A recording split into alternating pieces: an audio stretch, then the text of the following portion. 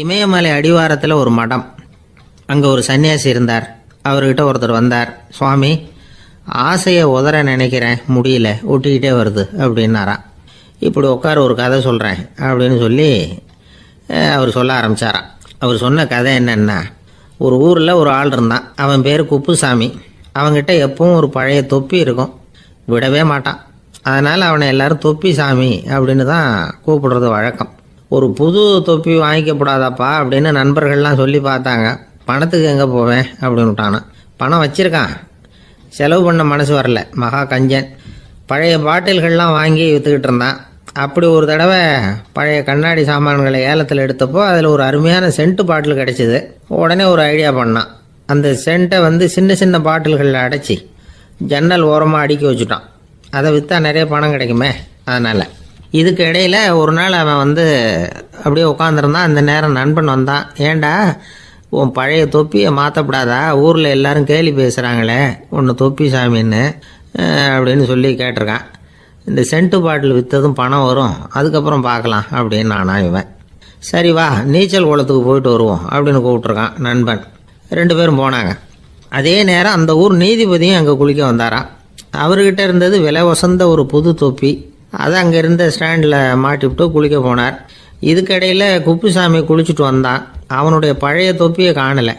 அந்த புது தொப்பியை பார்த்தா இது நண்பனுடைய வேலை தான் அப்படிங்கிறதாக புரிஞ்சுக்கிட்டு அதை எடுத்து மாட்டிகிட்டு வந்துட்டான். நீதிபதி குளிச்சுட்டு வந்து பார்க்குறாரு, தொப்பியை காணும். போலீஸில் புகார் கொடுத்தார். அவங்க தேடினாங்க. ஒரு மூலையில் பழைய தொப்பி கிடச்சிது. அடடா, இது நம்ம குப்புசாமியோட தொப்பி இல்லையா அப்படின்னு நானா ஒருத்தன். உடனே அவன் வீட்டுக்கு தேடிட்டு போயிருக்காங்க. அங்கே போய் பார்த்தா புது தொப்பி அங்கே இருக்குது. உடனே அவனுக்கு 1000 ரூபா அபராதம் போட்டாங்களாம். அவன் பணத்தை கட்டிவிட்டு ரொம்ப எரிச்சலோடு வீட்டுக்கு வந்தான். பழைய தொப்பி கண்ணில் பட்டது. மறுபடியும், உன்னால் தானே எனக்கு 1000 ரூபா நஷ்டம் அப்படின்னு சொல்லி அதை எடுத்துக்கிட்டு அப்படி போயிருக்கான். அந்த ஊர் குளத்தில் வீசி எரிஞ்சிட்டு வந்துட்டான். அது மீன் பிடிக்கிற ஒருத்தன் கையில் சிக்கிச்சு. அவன் வர்ற வழியில் அதை எடுத்து வேகமாக வீசி எறிஞ்சான். அது நேராக குப்புசாமி வீட்டு ஜன்னல் வழியாக உள்ளே இந்த சென்ட்டு பாட்டில்கள் மேலே உழுந்து எல்லாம் உடஞ்சி நொறுங்கி போச்சு. குப்புசாமி பார்த்தான். தோட்டத்தில் ஆழமாக ஒரு குழியை வெட்டினான். அந்த தொப்பியை போட்டான், மூடிவிட்டான். இதை அடுத்த வீட்டுக்காரன் பார்த்தான். ஏதோ புதையல் தான் வச்சுருக்கான் போல இருக்குன்னு நினச்சான். போலீஸில் போய் புகார் கொடுத்துட்டான். மறுபடியும் போலீஸ் குழியை தோண்டினாங்க. பழைய தொப்பி மறுபடியும் வெளியில் வந்தது. எல்லாரும் சிரிக்கிறாங்க. அன்னைக்கு ராத்திரியே அந்த தொப்பியை எடுத்துக்கிட்டு நேராக புறப்பட்டான். ஒரு கல்லில் அதை சேர்த்து கட்டி குடிநீர் தொட்டி இருக்கும்ல, அதில் போட்டுட்டு வந்துட்டான். இனிமேல் என்ன பண்ணும் பார்ப்போன்னு. ஒரு நாள் திடீர்னு குழாயெல்லாம் அடைப்பட்டு போச்சு. மாநகராட்சி அலுவலர்கள் என்னன்னு பார்த்தா அந்த பழைய தொப்பி குழாயை அடைச்சிக்கிட்டு இருக்குது. இது குப்புசாமியோட தொப்பிங்கிறது தான் எல்லாருக்கும் தெரியுமே. உடனே குடிநீரை பாழாக்கணத்துக்காக குப்புசாமிக்கு கோர்ட்டு 2500 ரூபா அபராதம் போட்டுவிட்டுது. அதையும் கட்டிவிட்டு வெளில வந்தான். கடைசியாக முடிவு பண்ணான். ஒரு நெருப்பு குச்சியை கிழிச்சான். தொப்பியை கொளுத்தினான். எரிஞ்சுது. எடுத்து வெளில எரிஞ்சான். கொஞ்ச நேரத்தில் தீ அணைப்பு படம் வந்துட்டுது. ஆமாம், இவன் எடுத்து எரிஞ்சது வெளியில் விழுந்து வீட்டு கூரையே பற்றிக்கிட்டு எரிய ஆரம்பிச்சுட்டுது. அவனோட பணத்தாசையும் அதோடு சேர்ந்து எரிஞ்சு போச்சான். இப்படி ஒரு கதை. இந்த கதையை சொல்லி முடித்தார் அந்த இமயமலை அடிவாரத்தில் இருந்த சன்னியாசி. இப்போ அந்த குப்புசாமி எங்கே இருக்கிறான்னு கேட்டார் எதிரில் இருந்தவர். இதோ உன் எதிரிலே இருக்கிறான், நான் தான் அந்த குப்புசாமி அப்படின்னாரான் அந்த சன்னியாசி. அந்த குப்புசாமி கிட்ட இருந்தது மாதிரி ஒரு பழைய தொப்பி நம்ம ஒவ்வொருத்தர்கிட்டையும் உண்டு. அதை எப்படி தொலைக்கிறதுன்னு தெரியாமல் தடுமாறிக்கிட்டு இருக்கிறோம். அது என்ன தொப்பிங்கிறீங்களா? அதுதான் நம்மை சூழ்ந்திருக்கிற மாயை அப்படிங்கிறார் சுவாமி சின்மயானந்தர். மெய்ஞானம் கிடைக்கிறப்போ மாயை எரிஞ்சு போகும் அப்படிங்கிறது அவருடைய கருத்து. நம்மால் ஒருத்தர் வேகமாக ஓடி வந்தார். காலில் மாட்டியிருந்த பழைய செருப்பு 2 ஆவேசமாக தூக்கி ஒரு கிணத்துல போட்டுட்டு வெறுங்காலோடு நடந்து வந்துக்கிட்டு இருக்கிறார். ஏன் அப்படி பண்ணீங்க அப்படின்னு கேட்டோம். அந்த செருப்புக்கு சொந்தக்காரன் பின்னாடி வந்துக்கிட்டு இருக்கிறான், அதனால் அப்படி பண்ணேன் அப்படிங்கிறார். ஒரு கடைக்கு போனேன். 5 ரூபா பணத்தை எடுத்து கொடுத்தேன். ஒரு தினசரி பத்திரிகையை கேட்டேன். அவர் உடனே அங்கே அடுக்கி வச்சுருந்த பத்திரிகையில் ஒன்று எடுத்து என் கையில் கொடுத்தார். வாங்கிக்கிட்டேன். மீதி பணத்தை எடுத்தார். அதையும் என் கையில் கொடுக்கணும்ல, கொடுக்கல. எதிரில் இருந்த பலகையில் வச்சு எடுத்துக்க சொன்னார். எப்பவும் அவர் அப்படி தான் பண்ணுவார். நானும் எடுத்துக்கிட்டு வந்துடுவேன். இவர் ஏன் இப்படி பண்ணுறாருங்கிறது எனக்கு ரொம்ப நாளாக ஒரு சந்தேகம்.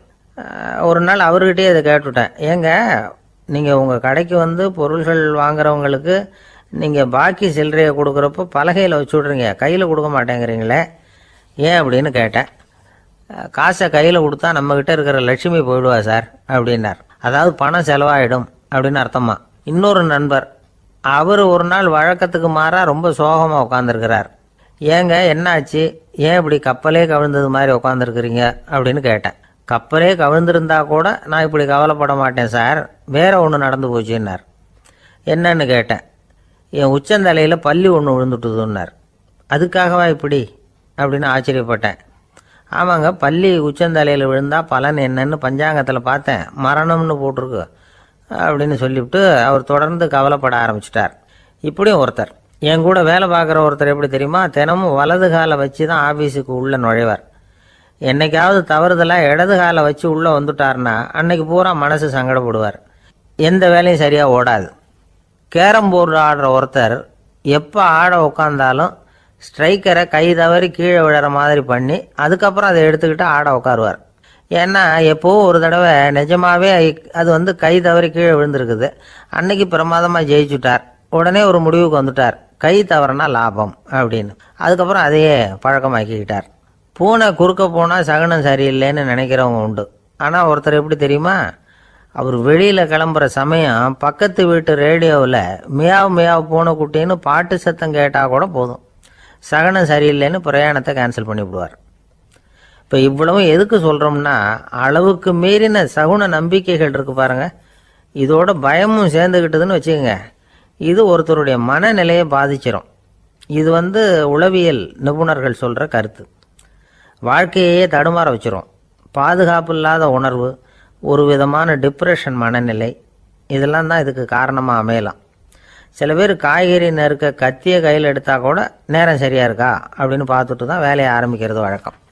அறிவு தான் மனசுக்கு வாத்தியாராக இருக்கணும், அப்போ தான் வாழ்க்கை நிம்மதியாக இருக்கும். அறிவு மனசு சொல்கிறபடியெல்லாம் கேட்க ஆரம்பிச்சுட்டுதுன்னா இடைஞ்சல் தான். ஒருத்தருக்கு 7ஆம் நம்பர் தான் ராசியான நம்பரான், 7ஆம் தேதி தான் எந்த காரியத்தையும் ஆரம்பிப்பாராம். 7 எழுத்து வர்றது மாதிரி பேரை மாற்றி வச்சுக்கிட்டார். 7 மணிக்கு தான் தினமும் எழுந்திருப்பார். 7ஆம் நம்பர் வீட்டில் தான் குடியிருக்கார். கல்யாணம் கூட 7ஆம் தேதி தான் பண்ணிக்கிட்டார். அவர் ஒரு நாள் குதிரை பந்தயத்துக்கு போனாராம். குதிரையோட பேரையெல்லாம் பார்த்தார். ஒரு குதிரையோட பேர் 7 எழுத்தில் அமைஞ்சிருந்தது. 7 தானே இவருக்கு அதிர்ஷ்ட நம்பர். அதனால் உடனே அது பேரில் பணத்தை கட்டினார். பந்தயம் நடந்தது. என்ன சார் ஆச்சுன்னு கேட்டாங்க. நான் பணம் கட்டின அந்த என்னோட குதிரை 7ஆவதாக சேர்ந்தது சார் அப்படின்னாராம் சோகமாக. காசியில் இருக்கிற கடவுள் காசி விஸ்வநாதர், அங்கே இருக்கிற தேவி காசி விசாலாட்சி. இவங்க 2 பேரும் ஒரு நாள் பேசிக்கிட்டு இருந்தப்போ கடவுள் சொன்னார், இந்த மனிதர்களை நாம் ரொம்பவும் நம்பிக்கையோடு தான் படைச்சிருக்கிறோம், இருந்தாலும் அவங்களுக்கு தான் நம்பிக்கை இல்லை, எதுலேயும் ஒரு உண்மையான நம்பிக்கை இல்லாமல் வாழ்ந்துக்கிட்டு இருக்கிறாங்க அப்படின்னார். என்ன அப்படி சொல்கிறீங்க, அதை பாருங்கள், எவ்வளவு பேர் காசியை தேடிட்டு கங்கையில் குளிச்சுக்கிட்டு இருக்கிறாங்க, அவங்களெலாம் நம்பிக்கை இல்லைன்னா இவ்வளவு தூரம் தேடிட்டு இங்கே குளிப்பாங்களா அப்படின்னு நாங்கள் தேவி. சரி, அதை சோதித்து பார்க்கலாம் அப்படின்னு 2 பேரும் முடிவு பண்ணிக்கிட்டாங்க. உடனே ஒரு திட்டம் போட்டாங்க. அது எப்படின்னா, நாம் 2 பேருமே பக்தர்கள் மாதிரி உருவத்தை மாற்றிக்கிட்டு கங்கை கரைக்கு போக வேண்டியது. நான் கங்கையில் இறங்கி குளிக்கிறேன். கொஞ்ச நேரத்தில் சுழலில் மாட்டிக்கிட்டது மாதிரி நடிக்கிறேன். நீ உடனே கரையிலிருந்து சத்தம் போடும், என்னோடய வீட்டுக்காரரை யாராவது காப்பாற்றுங்களேன்னு சத்தம் போடும். அதோடு இன்னொன்று சொல்லு, யாராவது ஒரு புண்ணிய ஆத்மா அவர்கிட்ட போய் அவருடைய முடியை பிடிச்சி இழுக்கணும். அப்படி ஒரு சாபம் இருக்குது எங்களுக்கு. புண்ணிய ஆத்மா, அதாவது எந்த பாவமும் செய்யாத இல்லாத ஒருத்தர் தான் அவரை காப்பாற்ற முடியும். அப்படிப்பட்டவங்க யாராவது வெள்ளத்தில் குதிச்சு என்னுடைய கணவரை காப்பாற்றுங்கோ அப்படின்னு நீ சத்தம் போடு, கூச்சல் போடு, என்ன நடக்குதுன்னு பார்க்கலாம் அப்படின்னார் கடவுள். சரின்னு சொல்லி 2 பேருமா சாதாரண பக்தர்கள் மாதிரி கங்கை கரைக்கு சேர்ந்தாங்க. அவர் இறங்கி குளித்தார். திட்டம் போட்டது மாதிரியே சுழலில் மாட்டிக்கிட்டது மாதிரி கத்துனார். கரையில் இருந்த அந்த அம்மா, ஐயோ என் கணவரை காப்பாற்றுங்களேன், யாராவது காப்பாற்றுங்களேன்னு கத்துனாங்க. பல பேர் ஓடி வந்தாங்க. உடனே இவங்க, பாவம் இல்லாத புண்ணிய ஆத்மா ஒருத்தரால் தான் என்னுடைய கணவர் காப்பாற்றப்படணுங்கிறது விதி, அப்படி ஒரு சாபம் இருக்குது, அதனால் புண்ணிய ஆத்மா யாராவது அவர்கிட்ட போய் அவர் முடியை பிடிச்சி தூக்கினா அவரை காப்பாற்றி கொள்ளலாம் அப்படின்னாங்க. இவங்க இப்படி சொன்னதும் எல்லாரும் திகைச்சு போய் நின்றுட்டாங்க. ஒவ்வொருத்தருக்கும் அவங்க செஞ்ச பாவம்லாம் ஒவ்வொன்றா ஞாபகத்துக்கு வர ஆரம்பிச்சுட்டுது. சரி, இதுக்கு நாம லாயக்கு இல்லை அப்படின்னு சொல்லி ஒதுங்கி போக ஆரம்பிச்சிட்டாங்க எல்லாம். இந்த சமயத்தில் யாரோ ஒருத்தர் வேகமாக ஓடி வந்தார். ஆற்றுல குதிச்சார். அவர்கிட்ட போனார், முடியை பிடிச்சார், தூக்கினார், அவரை காப்பாற்றி கரைக்கு கொண்டுட்டு வந்துட்டார். அப்படி காப்பாற்றின அந்த ஆளை இவங்க 2 பேரும் தனியாக கூப்பிட்டுக்கிட்டு ஒரு மண்டபத்துக்கு வந்துட்டாங்க. வந்து விசாரிக்கிறாங்க. நீ யாரப்பா அப்படின்னு கேட்குறாங்க. ஏதும் தெரியாத மாதிரி. நான் இந்த ஊர் அன்ன சத்திரத்தில் வேலை செய்கிற ஒரு சமையல்காரன் அப்படிங்கிறார். நீ வந்து கங்கையில் குளிக்கிறது உண்டான்னு கேட்டிருக்காங்க. நான் இந்த ஊர்லேயே தான் இருக்கிறேன், இருந்தாலும் தினமும் கங்கையில் குளிக்கிறது இல்லை, எப்பாவது ஒரு நாள் அங்கே குளிப்பேன் அப்படின்னார். கங்கையில் மூழ்கி எழுந்திரிச்சா பாவம்லாம் தொலையும்னு சொல்கிறாங்க. அப்படி இருக்கிறப்போ அங்கே இன்றைக்கி கங்கையில் குளிச்சுக்கிட்டு இருக்கிறவங்கெல்லாம் தங்களை வந்து புண்ணிய ஆத்மாவா நினைக்கல. கங்கையில் குளிக்காத நீ உன்னை வந்து புண்ணிய ஆத்மாவா நினச்சி என்னை காப்பாற்ற வந்திருக்கிற, அது எப்படி அப்படின்னு கேட்டார். அதுக்கு அந்த ஆள் சொல்கிறான், கங்கையில் குதித்ததுக்கு அப்புறம் தானே உங்களை காப்பாற்ற போகிறோம். அப்படி குதிக்கும் பொழுது என்னுடைய பாவம்லாம் போயிருக்கும்ல, நான் புண்ணிய ஆத்மாவாக ஆயிருப்பேனே, அதனால தான் துணிஞ்சு வந்து உங்களை காப்பாற்றினேன் அப்படின்னா. கடவுளும் தேவியும் அவனுக்கு வந்து காட்சி கொடுத்தாங்களாம். இப்படி ஒரு கதை உண்டு. அதாவது கங்கையில் குளிச்சுக்கிட்டு இருக்கிறவங்களுக்கே தங்களுடைய பாவம் போகுங்கிற நம்பிக்கை பரிபூர்ணமாக இல்லை. குளிக்காத ஒருத்தனுக்கு அந்த நம்பிக்கை இருந்தது. அதனால் அவனால் கடவுளை பார்க்க முடிஞ்சது. கடவுளை வந்து நாமளும் பார்க்க முடியுமா முடியாதா அப்படிங்கிற குழப்பம்லாம் நமக்கு வேண்டியதில்லை. நம்பிக்கையோடு வாழணுங்கிற உண்மையை மட்டும் இந்த கதையிலேருந்து புரிஞ்சுக்கிட்டால் போதும். ஏன்னா இந்த கதையை கேட்டுட்டு ஒரு நண்பன் குதர்க்கமாக ஒரு கேள்வி கேட்டான். ஏன் சார், கங்கையில் குளித்தா பாவம் போடும்னு சொல்கிறீங்களே, நான் எனக்கு வேண்டாத ஒருத்தனை அழைச்சிட்டு போய் கங்கையிலேயே தள்ளி விட்டுட்டு அதுக்கப்புறம் அங்கேயே முழுக்க போட்டுட்டு நான் செஞ்ச பாவத்தை வந்து அதுலேயே கழுவி விட்டுட்டு மறுபடியும் உங்ககிட்ட வந்துடுறேன்னு வச்சுக்கோங்க, நீங்கள் என்னை வந்து புண்ணிய ஆத்மான்னு ஏற்றுக்குவீங்களா அப்படிங்கிறான். ஆள் கொஞ்சம் அசந்தான் நம்மளே அங்கே அழைச்சிட்டு போனாலும் போயிடுவான். வாழ்க்கையில் சில சந்தர்ப்பங்களில் நாம் வந்து சில அவமானங்களை சந்திச்சே தீர வேண்டியிருக்கு. என்ன பண்ணுறது, காலம் அப்படி. அவமானப்படுறவங்க உடனே அடங்கி போயிடுறது தான் உலக வழக்கம். அவமானப்பட்டால் உடனே சீறி எழறவங்களும் உண்டு. ஆனால் அதையே ஒரு சவாலாக எடுத்துக்கிட்டு முன்னுக்கு வர்றவங்களும் சில பேர் இருக்கிறாங்க. அவங்க ரொம்ப அபூர்வம். இன்றைக்கி மனோதத்துவ நிபுணர்கள்லாம் என்ன சொல்கிறாங்க தெரியுமா? அவமானப்பட்டுட்டா உடனே அடங்கி போயிடக்கூடாதான். அதையே ஒரு சவாலாக எடுத்துக்கிட்டு மனசில் ஒரு வைராக்கியத்தோடு முயற்சி பண்ணினா வாழ்க்கையில் எல்லாரும் முன்னேறலாமா. அவமானங்கிறத நாம் வந்து வைராக்கியமாக மாற்றிக்கணும். அதுதான் வெற்றிக்கு வழி. ராமர் வந்து இந்த பூமியில் பிறந்ததே ஒரு வைராக்கியத்தினால தான் சார் அப்படின்னார் ஒருத்தர். எப்படிங்க அது அப்படின்னு கேட்டேன். அவர் சொன்னார், தசரதருக்கு ராமர் வந்து குழந்தையாக வந்து பிறக்கணும், அப்போ தான் இங்கே இருக்கிற கஷ்டங்கள்லாம் நீங்கும் அப்படின்னு சர்வ லோகமும் எதிர்பார்த்துக்கிட்டு இருக்குது. ஆனால் அவர் எப்போ வந்து பிறப்பார் அப்படின்னு யாருக்கும் தெரியல. அந்த காரியம் சீக்கிரம் நடக்கணுமே, அதுக்கு என்ன பண்ணுறது? நாரதர் வந்தார் ஒரு நாள் தசரதரை தேடி. தசரதா, உனக்கு ஒரு செய்தி தெரியுமான்னு ஆரம்பித்தார். அவர் எப்பவும் இப்படித்தானே ஆரம்பிக்கிறது வழக்கம். என்ன விஷயம்னு கேட்டார் தசரதர். தசரதா, நீ அடிக்கடி உன்னோட தேரில் ஏறிக்கிட்டு தேவலோகத்துக்கு போகிற, அங்கே போகிற வர்ற எல்லாம் பண்ணிகிட்ருக்க, எல்லாம் சரி. தேவலோகத்துலேயும் உன்னை நல்லபடியாக தான் வரவேற்கிறாங்க. தேவேந்திரன் உன்னை பிரியமாக அழைச்சிட்டு போய் தன்னுடைய அரியாசனத்திலேயே தனக்கு பக்கத்திலேயே உட்கார வைக்கிறான். நீயும் சந்தோஷமாக உட்காந்து பேசிவிட்டு வந்துடுற. ஆனால் நீ இங்கே வந்ததுக்கு அப்புறம் அங்கே என்ன நடக்குது தெரியுமா உனக்கு அப்படின்னாரான் நாரதர். என்ன நடக்குது எனக்கு ஒன்றும் தெரியலையே அப்படின்னாரான் தசரதர். நாரதர்கிட்ட வந்து கிட்டத்தில் வந்து கேட்டிருக்கார், கொஞ்சம் சொல்லுங்கள் என்னது அப்படின்னு. அவர் நெருங்கி வந்தாரான் நாரதரும். மெதுவாக அவர் காதோட காதாக சொன்னாராம். அதாவது நம்ம பாஷையில் சொல்லப்போனால் பற்ற வைக்கிறார். நீ அங்கே தேவேந்திரன்கிட்ட உட்காந்து பேசிவிட்டு வந்த பிறகு நீ அங்கே உட்காந்துருந்த அரியாசனத்தை தண்ணி ஊற்றி கழுவி சுத்தப்படுத்துகிறாங்க. நீ என்ன அந்த அளவுக்கு சுத்தம் இல்லாத ஆளா, தினம் குளிக்காமையாக இருக்கிற அப்படின்னாராம். தசரதருக்கு இது ரொம்ப அவமானமாக போயிட்டுது. அப்படியே செய்கிறாங்க அப்படின்னாராம். ஆமாம், நீ வேணும்னா நான் சொல்கிறது உண்மையாக இல்லையா அப்படின்னு சோதனை பண்ணி பார்த்துக்கோ அப்படின்னாரான் நாரதர். உடனே தசரதர் இதுக்காகவே புறப்பட்டு தேவலோகம் போனார். அங்கே வழக்கம் போலவே இவரை கூப்பிட்டு உட்கார வச்சு பேசிக்கிட்டு இருந்தான் தேவேந்திரன். கொஞ்ச நேரம் பேசிக்கிட்டு இருந்துட்டு சரி நான் கிளம்புறேன்னு புறப்பட்டார். சரி, அவனும் வாசல் வரைக்கும் வந்து வழி அனுப்பி வச்சுட்டு உள்ளே போயிட்டான். தசரதர் வெளியில் கொஞ்ச நேரம் மறைஞ்சி இருந்துட்டு மெதுவாக உள்ளே எட்டி பார்த்தார் என்ன நடக்குதுன்னு. நாரதர் சொன்னது உண்மைதான். தசரதர் உட்காந்துருந்த ஆசனத்தை அங்கே 2 தேவர்கள் கழுவி சுத்தப்படுத்திக்கிட்டு இருக்கிறாங்க. தசரதரால் இதை தாங்கிக்க முடியல. அவருக்கு ரொம்ப அவமானமாக போச்சு. நேராக கிடுகிடுன்னு தேவேந்திரங்கிட்டே போனார். நான் உட்காந்துருந்த இருக்கையே சுத்தம் பண்ணுறியே, நான் என்ன அந்த அளவுக்கு பாவியா அப்படின்னு கேட்டார். ரொம்ப கோபமாக கேட்டார். தசரதரே, மனுஷனுக்கு 3 கடன்கள் உண்டு. தேவ கடன், ரிஷி கடன், பித்ரு கடன். இதை தீர்க்காதவன் பாவியாகிறான். இதில் மகனை பெறுவதால் தான் பித்ரு கடன் தீரும். உனக்கு மகன் கிடையாது, அதனால் நீ பாவியாகிற.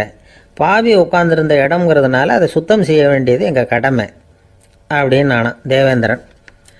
இந்த இடத்துல தசரதருக்கு ஏற்பட்ட அவமானம் ஒரு வைராக்கியமாக மாறிச்சு. தேவேந்திரனே கேட்டுக்கோ, ஒரு மகனை பெற்ற பிறகு தான் இந்த சபையில் மறுபடியும் அடி எடுத்து வைப்பேன் அப்படின்னு சொல்லிவிட்டு போயிட்டாரான். போய் புத்திர காமேஷ் யாகம் பண்ணார். புத்திரர்கள் பிறந்தார்கள்.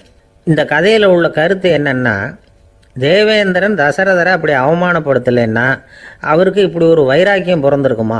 யோசிச்சு பார்க்கணும். நமக்கு ஏற்படுகிற சில அவமானங்களையும் வைராக்கியமாக மாற்றிக்குவோம். அப்படி மாற்றிக்கிட்டோம்னா வாழ்க்கையில் வந்து முன்னேறலாம். நம்ம ஆளுங்க சில பேர் அவமானத்தை வந்து வைராக்கியமாக மாற்றிக்கிறது எப்படி தெரியுமா? நம்மக்கிட்ட ஒரு பையன் சொன்னான், எங்கள் அப்பா என்னை எல்லாருக்கும் முன்னாடி வச்சு திட்டிவிட்டார், பொறுப்பு இல்லாமல் ஊர் சுற்றுறேன்னு சொல்லி அவமானப்படுத்தி விட்டார். இனிமேல் நீ என் முகத்திலேயே முழிக்காதரா போடான்னு வேற சொல்லிவிட்டார். எனக்கு ரோஷம் வந்துட்டுது. அந்த அவமானத்தை வைராக்கியமாக மாற்றிக்கிட்டேன். அன்னையிலேருந்து அவர் முகத்திலேயே முழிக்கிறது இல்லை அப்படின்னா. அப்படியான்னு கேட்டோம். ஆமாங்க, அவர் வீட்டில் இல்லாத நேரமாக பார்த்து உள்ள சமையல் கட்டுக்கு போய் சாப்பிட்டுட்டு நைஸாக வெளியில் வந்துடுவேன் அப்படிங்கிறான் அவன். ஒரு விவசாயி விதைக்கிறதுக்காக வயல்வெளி பக்கம் போகிறார். விதைகளை அள்ளி வீசினார். அப்போ என்ன ஆச்சுன்னா, சில விதைகள் வந்து பாதை ஓரத்தில் விழுந்தது. சில விதைகள் முள் செடிகள் மண்டி இருந்த புதருக்கு இடையில் விழுந்தது. சில விதைகள் நல்ல நிலத்தில் விழுந்தது. பாதை ஓரத்தில் விழுந்த விதை என்ன ஆச்சுன்னா, அதெல்லாம் பறவைகள் கண்ணில் போட்டுவிட்டுது. உடனே வந்து உட்காந்து கொத்தி தின்னுட்டு போட்டுது. அதிகமாக மண் இல்லாத பாறை பகுதியில் விழுந்த விதையெல்லாம் லேசாக வேர் விட்டு முளைக்க ஆரம்பிச்சுது. அதுக்கப்புறம் வேர் கீழேயும் ஆழமாக போக முடியல, மேலேயும் சூரிய வெப்பம் அதிகம் தாங்க முடியல, எல்லாம் காஞ்சி கருகி போட்டுது. புதர் பகுதியில் சில விதைகள் விழுந்தது இல்லையா, முள் செடிகள் காடாக மண்டி போயிருந்தது. அதனால் முளைச்சி வர்ற செடிக்கு நெருக்கடி அதிகமாக போட்டுது. சரியாக வளர முடியல, விளைச்சலும் சரியாக இல்லை. நல்ல நிலத்தில் விழுந்த விதைகள் மட்டும் நல்லா முளைச்சிது, நல்லா வளர்ந்தது, விளைச்சலும் பிரமாதமாக இருந்தது. இந்த கதையை சொல்லிவிட்டு கேட்க செவியுள்ளோர் கேட்கட்டும் அப்படிங்கிறார் இயேசு பெருமான். ஆமாம், இயேசு கடலில் நின்ற படகு ஒன்றில் உட்காந்துருக்கிறார். கடற்கரையில் ஏராளமான மக்கள் உட்காந்துருக்கிறாங்க. அந்த சமயத்தில் தான் இயேசு வந்து ஓமைகள் மூலமாக மக்களுக்கு பல உண்மைகளை சொல்லிகிட்டு இருக்கிறார். மக்கள் அந்த கதையை கேட்டுட்டு ஒன்றும் புரியாமல் முழிக்கிறாங்க. அதை கவனித்த இயேசு அந்த ஓமையை விளக்க ஆரம்பித்தார். இதில் அந்த விதைக்கிறவர் தான் இறைவன். அவருடைய வார்த்தைகளை விதைக்கிறார். அந்த வார்த்தைகளை கேட்கிற மக்கள் அந்த விழுந்த விதைகள் மாதிரி 4 வகையானவர்கள். சில பேர் பாதை ஓரத்தில் விழுந்த விதைகள் மாதிரி இறைவன் வார்த்தைகளை அவங்க கேட்குறாங்க. ஆனால் தீய எண்ணங்கள் செய்கைகள் மூலமாக விதைக்கப்பட்ட வார்த்தைகள் அழிஞ்சு போடுது. இறைவன் வார்த்தைகளை கேட்ட உடனே மகிழ்ந்து போய் உடனே சில பேர் அதை ஏற்றுக்கிறாங்க. இவங்கெல்லாம் அந்த பாறை பகுதியில் விழுந்த விதைகள் மாதிரி. அதனால் இவங்கெல்லாம் வேறு இல்லாதவங்க. கொஞ்ச காலத்துக்கு இறை வார்த்தைகளுக்கு கீழ்ப்படிந்து நடப்பாங்க. அதனால் ஏதாவது இடைஞ்சல் ஏற்பட்டால் உடனே தடுமாறுவாங்க. தங்கள்கிட்ட இருக்கிற நல்ல பண்புகளை விட்டுட்டு பாவ வழிகளுக்கு போயிடுவாங்க. முள் செடிகளுக்கு இடையில் விழுந்த விதைகள் மாதிரி உள்ளவங்க யாருன்னா, இவங்களுக்கு உலக கவலை உண்டு, செல்வத்தின் மீது மயக்கம் உடையவர்கள். உலக ஆசைகள் இவங்களுக்குள்ளே பூந்துடுறதுனால அங்கே இருக்கிற நல்ல பண்புகள் வந்து மறைஞ்சு போயிடுது. அதனால் அவங்களும் உபயோகம் இல்லாதவங்களாக ஆயிடுறாங்க. நல்ல மனிதர்கள் நல்ல நிலத்தில் விழுந்த விதைகளுக்கு ஒப்பானவர்கள். இவங்க வந்து இறை வார்த்தையை கேட்குறாங்க, அதை ஏற்றுக்கிறாங்க, அவங்களும் நல்லபடியாக வாழுறாங்க, அடுத்தவங்களுக்கும் உபயோகமாக இருப்பாங்க. இதுதான் இயேசு சொன்ன விளக்கம். நல்ல வார்த்தைகளை கேளுங்கள், நல்ல வார்த்தைகளை ஏற்றுக்கொள்ளுங்கள், அடுத்தவங்களுக்கு உபயோகமாக இருங்க. இதுதான் பெரியவங்கள்லாம் நமக்கு சொல்லுகிற உபதேசம். ஒரு அப்பா தன்னுடைய மகனுக்கு உபதேசம் பண்ணார். இதை பாருப்பா, நல்ல வார்த்தைகளை கேட்கணும், எப்போதுமே மகன் அப்பா பேச்சை கேட்கறது நல்லது அப்படின்னாராம். நீ ஏதாவது ஒரு தப்பு பண்ணால் என் தலையில் ஒரு முடி நரைச்சி வெள்ளையாக போடும்பா. நீ செய்கிற ஒவ்வொரு தப்புக்கும் என் தலையில் ஒவ்வொரு முடி வெள்ளையாயிடும் அப்படின்னாராம். பையன் யோசிச்சான், அப்பா இப்போ தான் எனக்கு புரியுது, தாத்தாவோட தலைமுடி பூராவும் வெள்ளையாக இருக்கிறதுக்கு என்ன காரணம்ங்கிறது எனக்கு இப்போ தான் புரியுது அப்படின்னானா. ஒரு ராஜா இருந்தார். நாடு பூராவும் நிறைய மரங்களை நட்டு வளர்க்கணுங்கிறது அவரோட ஆசை. தானே அதுக்கு முன்மாதிரியாக இருக்கணும்னு நினைச்சார். அரண்மனையை சுற்றி மரங்களை நட்டு வளர்த்தார். இதை பார்த்துட்டு ஜனங்களும் அவங்கவுங்க வீட்டை சுற்றி மரக்கன்றுகளை நட்டு வளர்த்தாங்க. கொஞ்ச காலத்தில் ஊர் பூரா பசுமையாக மாறிச்சு. எல்லாருக்கும் சந்தோஷமா இருந்தது. இது ஒரு பக்கம் இருக்கட்டும். இப்போ நான் சொல்ல போகிற கதை வேற. அதாவது அந்த ராஜா ஒரு நாள் தன்னுடைய அரண்மனையை சுற்றி இருக்கிற விதவிதமான மரங்களை எல்லாம் போய் பார்த்தார். எப்படி இருக்கிறீங்க அப்படின்னு ஒவ்வொரு மரத்துக்கிட்டையும் விசாரிச்சாராம். எந்த மரமும் சந்தோஷமா இருக்கிறதா தெரியல. அதுக்கும் மனசுல ஒரு குறை. முதல்ல ஆலமரத்துக்கிட்ட போனார். அது சொல்லிச்சு, மண்ணா நான் நல்லா பெருசா வளர்ந்துருக்கிறேன், அடர்த்தியா இருக்கிறேன், கிளையெல்லாம் 4 பக்கமும் நல்லா படர்ந்து தான் இருக்குது, இருந்தாலும் எந்த பிரயோஜனமும் இருக்கிறதா தெரியல எனக்கு. என்னுடைய பழம்லாம் ரொம்ப சின்னதாக இருக்குது, என் கண்ணுக்கு சரியாக புறப்பட மாட்டேங்குது. நான் இருக்கிற சைஸுக்கு என்னுடைய கிளையில் இருக்கிற பழம்லாம் எவ்வளவு பெருசாக இருக்கணும், அது இத்தினூண்டு இருக்கிறது எனக்கு பெரிய அவமானமாக இருக்குது. இப்படி இங்கே நின்றுக்கிட்டு இருக்கிறதே ரொம்ப கூச்சமாக இருக்குது. ஒரு நல்ல புயல் வந்ததுன்னா பேசாமல் சாஞ்சு விடலாமான்னு பார்க்குறேன் அப்படின்னு புலம்புது ஆலமரம். சரி இருக்கட்டும்னு நினச்சிக்கிட்டு ராஜா அடுத்தபடியாக ஒரு அத்தி மரத்துக்கிட்ட போனார். அதுவும் புலம்ப ஆரம்பிச்சுட்டுது.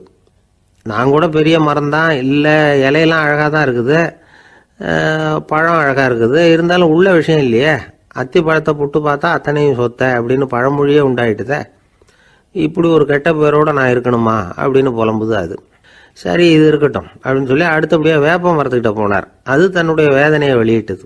எனக்கு எவ்வளவோ மருத்துவ குணங்கள்லாம் இருக்கிறதா சொல்லிக்கிறாங்க, இருந்தாலும் என்ன பிரயோஜனம், என்னுடைய பழத்தை மனிதர்கள் யாரும் விரும்பி சாப்பிட்றது இல்லையே அப்படின்னுது. ராஜா அடுத்தாப்புல இருந்து ஒரு பனை மரத்துக்கிட்ட போனார். நான் நல்லா உயரமாக தான் வளர்ந்துருக்கிறேன், மற்ற மரங்கள்லாம் என்னை அண்ணாந்து தான் பார்க்கணும், இருந்தாலும் என்கிட்ட நிழலுக்காக யாரும் ஒதுங்கிறது இல்லையே அப்படின்னுது. என்ன இது எல்லா மரமும் இப்படி திருப்தி இல்லாமல் இருந்துகிட்டு இருக்குதே அப்படின்னு நினச்சிக்கிட்டே ராஜா அடுத்தபடியாக அங்கே இருந்த ஒரு பைன் மரத்துக்கிட்ட போனார். அழகாக உயரமாக பசுமையாக தான் இருந்தது, ஆனால் பழமோ பூவோ கிடையாது. அதை நினச்சா அது வருத்தப்பட்டுக்கிட்டு இருக்குது. ஓக் மரம் அது ஒன்று நின்றுட்டு இருந்தது. அது என்ன சொல்லிச்சுன்னா, இலையுதிர் காலத்தில் என் மேலே இருக்கிற எல்லா இலைகளும் உதிர்ந்து போடுது, முடி கொட்டின மனிதர்கள் மாதிரி மொட்டையாக நான் நிற்க வேண்டி இருக்குது, என்ன வாழ்க்கை இது அப்படின்னு சொல்லி அழுத்துக்கிட்டது. சரி புளிய மரம் என்ன சொல்லுது பார்ப்போம்னு அதுகிட்ட போனால், என்னுடைய நிழலில் யாருமே தங்க மாட்டாங்க, உடம்புக்கு சூடுன்னு ஒதுங்கி போயிடுவாங்க, அடிமரத்தை பார்த்தீங்கன்னா பட்டையெல்லாம் உறிஞ்சி பார்க்கறதுக்கே கேவலமாக இருப்பேன் அப்படின்னுது அது. முருங்கை மரம் என்ன சொல்லிச்சு தெரியுமா, என்னுடைய இலை காயெல்லாம் சாப்பிட்றவங்களுக்கு சத்து கொடுக்கறது வாசவம்தான், ஆனால் என் உடம்புல சத்தே கிடையாது, கொஞ்சம் வேகமாக காற்று அடிச்சதுன்னா முறிஞ்சி விழுந்துடுறேன், என்ன வாழ்க்கை இது அப்படின்னு சொல்லி அது வருத்தப்பட்டது. ராஜா யோசனை பண்ணார், என்ன இது மரங்கள் பூமியின் வரங்கள்னு சொல்கிறோம், மழை பெய்யறதுக்கு அதுதான் காரணம், பூமி செழிப்பாக இருக்கிறதுக்கும் அதுதான் காரணம், வீடு கட்டுறதுக்கு மரம், நாற்காலி செய்ய உபயோகப்படுத்துறதுக்கும் அதுதான் உபயோகப்படுது, மனுஷனுக்கு வேண்டிய ஆகாரங்களையும் கொடுக்குது, இப்படிலாம் இருந்தும் எல்லா மரமும் நிம்மதி இல்லாமல் இருந்துகிட்டு இருக்குதே அப்படின்னு நினைச்சார். அப்போ அங்கே இருந்த ஒரு மகிழ மரம் அவர் கண்ணில் பட்டுது. அந்த மரம் மட்டும் கொஞ்சம் நிம்மதியாக மகிழ்ச்சியாக இருக்கிறது மாதிரி தெரிஞ்சுது. உடனே ராஜா அதுகிட்ட போனார். உனக்கு மனசில் எதுவும் குறை இல்லையான்னு கேட்டார். இல்லை நான் சந்தோஷமாக தான் இருக்கேன்னு அந்த மகிழ மரம். அப்படியான்னு ஆச்சரியமாக கேட்டார் ராஜா. ஆமாம் மன்னா, இந்த இடத்துல நீங்கள் ஒரு முருங்கை மரத்தையோ வேப்ப மரத்தையோ கூட நட்டிருக்கலாம், ஆனால் இந்த இடத்துல நடுறதுக்கு என்ன தேர்ந்தெடுத்திருக்கிறீங்க, அதுவே எனக்கு பெருமை, அதுவே எனக்கு திருப்தி அப்படின்னு தான் மகிழ மரம். மகிழ மரம் சாதாரணமாக தான் இருக்கும், இளம் மஞ்சள் நிறத்தில் பூக்கள், அது காய்ந்தும் மனம் வீசும். மகிழ மரம் மாதிரி மன திருப்தியோடு வாழறதுக்கு நாம் கற்றுக்கணுமா. நாம் இந்த உலகத்தில் ஒரு நாயாவோ நரியாவோ கூட பிறந்திருக்கலாம், மனுஷனாக பிறந்திருக்கிறோம், அதுவே பெருமை தானே. இந்த நிறைவு தான் மகிழ்ச்சியின் ரகசியம். ஒரு பையன் அப்பா கிட்ட போய், அப்பா நீங்கள் இந்த உலகத்தில் ஒரு மனுஷனாக பிறந்தது என்னோட அதிர்ஷ்டம் நானா. ஏண்டா அப்படி சொல்கிறேன்னு இருக்கார் அப்பா. நீங்கள் ஒரு கரடியாக பிறந்திருந்தா இந்நேரம் நானும் ஒரு கரடி குட்டியாக தானே இருந்திருப்பேன் அப்படின்னு நானா பையன். ஒரு ஊரில் ஒரு ராஜா இருந்தார். அவர் ஒரு பூனை வளர்த்தார். ரொம்ப செல்லமாக அவர் அந்த பூனையை வளர்த்தார். அவர் என்ன பண்ணுவார் தெரியுமா, இரவு நேரத்தில் அந்த பூனையோட தலையில் ஒரு விளக்க வச்சுருவார். அந்த பூனை ரொம்ப ஜாக்கிரதையாக அந்த விளக்கு கீழே விழுந்துடாமல் பார்த்துக்கும். தலையை ஆட்டாமல் ரொம்ப நிதானமாக ராஜா பின்னாடி நடந்து போய்கிட்டே இருக்கும். அந்த விளக்கு வெளிச்சத்தில் எல்லா வேலைகளையும் செஞ்சுருவார். கையில் ஒரு விளக்கை தனியாக எடுத்துகிட்டு போக வேண்டிய அவசியமே இல்லை. விளக்கை தூக்கிட்டு போகிற வேலையை அந்த பூனை பார்த்துக்கும். அதனால் ராஜாவுக்கு அந்த பூனை மேலே ரொம்ப பிரியம். மந்திரிகளையெல்லாம் கூப்பிட்டு அவங்கக்கிட்ட சொல்லுவார், பார்த்தீங்களா இந்த பூனை எவ்வளவு விசுவாசமாக நடக்குது, என் பேரில் எவ்வளவு மரியாதை பார்த்தீங்களா அதுக்கு அப்படிம்பார். இதை கேட்டுவிட்டு அங்கிருந்த அமைச்சர்களில் ஒருத்தர் சொன்னார், மன்னா நீங்கள் சொல்கிறது சரிதான், இருந்தாலும் இந்த பூனையோட விசுவாசத்தை நாம் கொஞ்சம் சோதித்து பார்க்க வேண்டியிருக்கு அப்படின்னாராம். சரி, உங்கள் ஆசையை ஏன் கெடுக்கணும், நல்லா சோதிச்சு பாருங்க அப்படின்னு சொல்லிவிட்டார் ராஜா. உடனே அந்த அமைச்சர் என்ன பண்ணார் தெரியுமா, எங்கேயோ புறப்பட்டு போனார். ஒரு 5-6 எலிகளை பிடிச்சிட்டு வந்தார். அரண்மனையில் ராஜா ஏதோ வேலை பார்த்துக்கிட்டு இருக்கிறாரு. பக்கத்தில் அந்த பூனை ரொம்ப பணிவாக நின்றுக்கிட்டு இருக்குது. அது தலையில் விளக்கு எரிஞ்சிக்கிட்டு இருக்கு. அமைச்சர் தான் பிடிச்சிட்டு வந்த எலிகளை அந்த பூனை பார்வையில் படுறது மாதிரி எதிரில் விட்டார். அந்த எலிகள்லாம் அங்கேயும் இங்கேயும் ஓட ஆரம்பிச்சுது. அதை பார்த்தது பூனை. அவ்வளவுதான். தலையில் இருக்கிற விளக்கை பற்றியும் கவலைப்படலை, ராஜாவை பற்றியும் கவலைப்படல. ஒரே பாய்ச்சலாக பாஞ்சு எலிகளை துரத்த ஆரம்பிச்சுட்டுது. தலையில் இருந்த விளக்கு எங்கேயோ போய் விழுந்தது, அணைஞ்சு போச்சு. இருட்டில் ராஜா தடுமாற ஆரம்பிச்சுட்டார். இந்த சமயத்தில் அந்த அமைச்சர் மறுபடியும் விளக்கை ஏற்றினார். வெளிச்சம் வந்தது. அதுக்கப்புறம் அந்த அமைச்சர் பேசினார், அரசே, பூனையோட விசுவாசத்தை பார்த்தீங்களா, எலி அது கண்ணில் படுற வரைக்கும் தான் விசுவாசமாக இருந்தது. அது மாதிரி எலியை பார்த்ததும் எல்லாத்தையும் விட்டுட்டு அதை துரத்த ஆரம்பிச்சுட்டு பார்த்தீங்களா. தான் அந்த பூனையை பற்றி நினச்சது தப்புங்கிறது அதுக்கப்புறம் தான் அந்த ராஜாவுக்கு புரிஞ்சுதான். சரி, இப்போ எதுக்கு இந்த கதையெல்லாம் அப்படிங்கிறீங்களா, இந்த பூனை மாதிரி தான் நம்ம மனசும். மனசை எவ்வளவு தான் பயிற்சி கொடுத்து பக்குவமாக வச்சுருந்தாலும் பார்க்குறதுக்கு பரமசாது மாதிரி தான் இருக்கும். பார்க்க வேண்டியதை பார்த்துட்டுதுன்னா பாஞ்சிரும். இந்த பூனை மாதிரி புலன் இன்ப பொருள்கள் கிட்டாத வரைக்கும் மனம் அடங்கி இருக்கிறது மாதிரி தான் தெரியும். கொஞ்சம் வாய்ப்பு கிடைச்சாலும் அது குதிக்க ஆரம்பிச்சிடும், தப்பு பண்ண ஆரம்பிச்சிடும். பெரிய பெரிய முனிவர்கள் வாழ்க்கையில் நடந்த வீழ்ச்சி இதை தான் நிரூபிக்குது. புலன்களின் ஆற்றல் அதிகம். அதனால் மனக்கட்டுப்பாடு பயிற்சிகளில் ரொம்ப எச்சரிக்கையாக இருக்கணுங்கிறார் சுவாமி சிவானந்தர். மது பழக்கத்தையே விட்டுவிட்டேன்னு உறுதியாக இருப்பான். கடை கண்ணில் பட்டுவிட்டதுன்னா கால் அவனை கேட்காமலே இழுத்துக்கிட்டு உள்ளே போயிடும். இதுதான் மனசுங்கிறது. அதுதான் அந்த ராஜா வளர்த்த பூனை. நம்மால் ஒருத்தன் அந்த ராஜா பூனை தலையில் விளக்க வச்சது மாதிரி இவன் தன்னுடைய தலையிலேயே ஒரு விளக்கை ஏற்றி வச்சுக்கிட்டு என்னத்தையோ தேட ஆரம்பித்தான். தேடிக்கிட்டு இருக்கிறான். தலையை ஆட்டாமல் நிதானமாக நடந்து ரொம்ப நேரமாக தேடிட்டு இருக்கிறான். அந்த சமயம் அங்கே வந்த ஒருத்தர், என்னத்தை தேடுறீங்கன்னு கேட்டார். அதுதான் மறந்து போச்சு அப்படின்னு இழுத்தான். சரி, கொஞ்சம் இப்படி உட்காருங்க, ஞாபகம் வந்ததும் தேட ஆரம்பிக்கலாம் அப்படின்னார் அவர். இவன் கொஞ்ச நேரம் உட்காந்து யோசித்தான். அப்புறம் திடீர்னு எழுந்திரிச்சான். ஞாபகம் வந்துட்டுதுன்னா. என்னன்னு கேட்டார். எங்கள் வீட்டில் இருந்த விளக்கை எங்கே வச்சேன்னு தெரியல, அதை தான் தேடிக்கிட்டு இருக்கிறேன், ஏற்றி வைக்கலாம்னு பார்க்குறேன் அப்படின்னா. ஜவஹர்லால் நேரு பிரதமராக இருந்த சமயம் அவர் ஒரு தடவை சென்னைக்கு வந்திருக்கிறார். இங்கே சில முக்கிய நிகழ்ச்சிகளில் கலந்துக்கிறதுக்காக வந்திருந்தார். ஆளுநர் மாளிகையில் ஒரு நாள் ராத்திரி தங்கி மறுநாள் புதுடெல்லி புறப்படுறதாக ஏற்பாடு. நிகழ்ச்சியிலெல்லாம் முடிச்சுக்கிட்டு ஆளுநர் மாளிகையில் தங்கி இருக்கிறார். அன்றைக்கு இரவு படிக்கிறதுக்கு ஒரு முக்கியமான புத்தகம் அவருக்கு தேவைப்பட்டது. அந்த சமயத்தில் உலக அளவில் ஒரு முக்கியமான பொருளாதாரம் சம்பந்தமான ஒரு புத்தகம் வெளியாகி இருக்கிற விஷயம் அவருக்கு தெரியும். அந்த புத்தகம் மெட்ராஸுக்கு வந்திருக்குமா, அது இங்கே கிடைக்குமா அப்படின்னு விசாரிச்சிருக்கிறார் நேருஜி. அவர் இப்படி கேட்ட உடனே அங்கே இருந்தவங்கெல்லாம் ரொம்ப பரபரப்பாக செயல்பட ஆரம்பிச்சுட்டாங்க. முக்கியமான இடங்கள்ல எல்லாம் விசாரிச்சிருக்கிறாங்க, அந்த புத்தகம் உங்ககிட்ட இருக்கான்னு.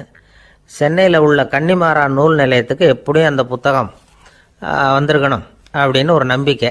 அங்கே விசாரித்தாங்க. அந்த புத்தகம் 2 நாளைக்கு முன்னாடி தான் அங்கே வந்திருக்குது அப்படிங்கிற விஷயம் தெரிஞ்சுது. உடனே எல்லாரும் அங்கே ஓடினாங்க.